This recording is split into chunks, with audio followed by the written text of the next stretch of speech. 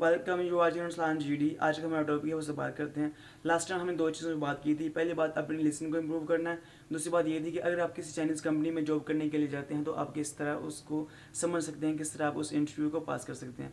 Interview पे हम किसी दिन लायदा से एक वीडियो बनाएंगे, तो हमारा टॉपिक होगा उस पर हम बात करते हैं। टॉपिक ये है कि लिसनिंग को, जो आपकी चाइनीज़ लिसनिंग है उसको हमने कैसे इम्प्रूव करना है। अगर आपको चाइनीज़ बोलना आती है वेल एंड गुड। और दूसरी बात मसला ये आता है कि अगर आप किसी चाइनीज़ से बात करने जाते हैं, वरना बात करना शुरू करते हैं, मेन चीज़ें बेसिक होती हैं, हमें समझ आसानी से आ जाती है। लेकिन हम जब कॉम्प्लिकेटेड चीज़ों की तरफ जाते हैं, यानी कि जो पेचीदा चीज़ों की तरफ जाते हैं, तो थोड़ा ऐसा लगता है जैसे उनकी बातें ना सर से गुजरती जा रही हैं। ये शुरू में हर किसी के साथ इस तरह होता है। इसको कंट्रोल करना और इसको बेहतर करने के बहुत ज़्यादा तरीक़ाकार हैं। अगर आप चाइनीज़ सीख रहे हैं तो आपने इसको लिसनिंग को इम्प्रूव करना है। उसके तरीक़ाकार, पहली बात, अगर आप यूट्यूब पर वीडियोज़ वगैरह देखते हैं, कोई ड्रामास वगैरह, जो कोरियन ड्रामा, जो चाइनीज़ ड्रामा वगैरह होते हैं, तो हमने नीचे फिन इन लिखी आ रही होती है, या उससे रिलेटेड आप कोई वीडियो खोल के उसको देख सकते हैं।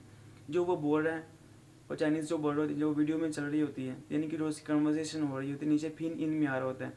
फिन में मैं आपको बताता चलूँ कि जो फिन इन सब टाइटल्स कहते हैं, जो इंसान बोल रहा होता है और नीचे सब टाइटल्स चल रहे होते हैं।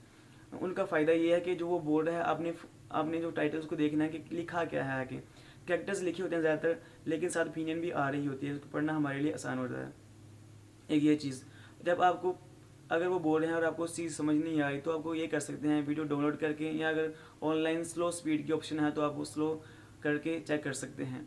यानी कि आपने फोकस करना है कि वो बोल क्या रहा है। फर्स्ट टाइम आपको समझ नहीं आएगी, दोबारा फिर आपने फोकस करना है, तो आपको पता चलेगा आस्ता आस्ता उसने आया कि बोला क्या। जैसे मैं थोड़ा सा बोल के दिखाता हूँ, नीचे ना ही था। अभी तो मैंने बहुत सिंपल बोला है। फर्स्ट के आप बिगनर हैं और आपको इस चीज़ की समझ नहीं आई, मैंने भी बोला नीशर ना लीदा, वेयर यू फ्रॉम, या नीशर नागवर्डन, कि आप किस कंट्री से हो, वेयर यू फ्रॉम। अगर आपको समझ आई तो ठीक, अगर नहीं समझ आई तो आप वीडियो को स्लो कर सकते हैं, जैसे कि नीशर नागवर्डन, यानी कि वेयर यू फ्रॉम। इस तरह वीडियो सुनने से बार बार आपकी लिसनिंग इम्प्रूव होगी। दूसरी बात, आपने चेक करना है कि आप जिस कंपनी में जा रहे हैं काम करने के लिए, उसका लेवल क्या है। उसके मुताबिक आपको अपनी लिसनिंग को बेहतर करना है।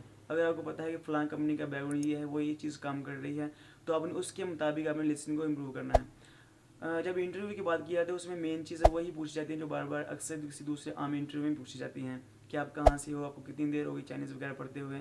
ये चीज़ें ना बेसिक होती हैं, जो कि हर किसी को पता होना चाहिए। बहरहाल इसमें हम किसी दिन और वीडियो में जिक्र करेंगे। दोबारा फिर अपनी लिसनिंग पर आ जाते हैं। दूसरी बात यह है कि अगर आपने सुनना शुरू कर दिया है तो अगर आपने सुनना शुरू कर दिया तो आपको महसूस होगा कि कुछ चीज़ें ऐसी हैं जो पहले नहीं थी और अब होना शुरू हुई। जैसे कि कुछ चीज़ें वो तेज़ बोलते थे, उनकी समझ नहीं आती थी, लेकिन जब मैंने बार बार सुना तो उसकी समझ आना शुरू हो गई।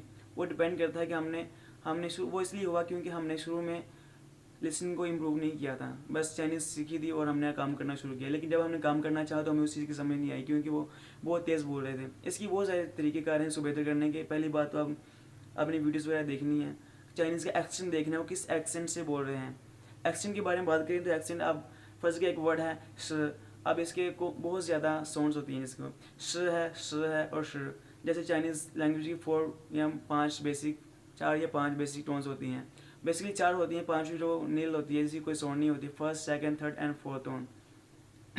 उसके मुताबिक डिपेंड करता है कि मैंने वर्ड है जैसे कि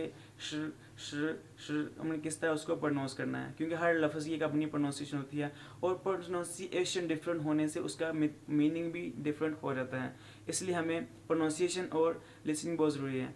लिसनिंग डिपेंड करती है कि आपने सुना क्या और आपने क्या समझ आई, इसको बेहतर करना बहुत ज़रूरी है। उम्मीद है कि आपको समझ आई होगी इस वीडियो को देखकर। अगर कुछ समझ आई तो आप इस वीडियो को लाइक करें और चैनल को सब्सक्राइब करें, दूसरों का शेयर करें। ओके, अल्लाह हाफिज़।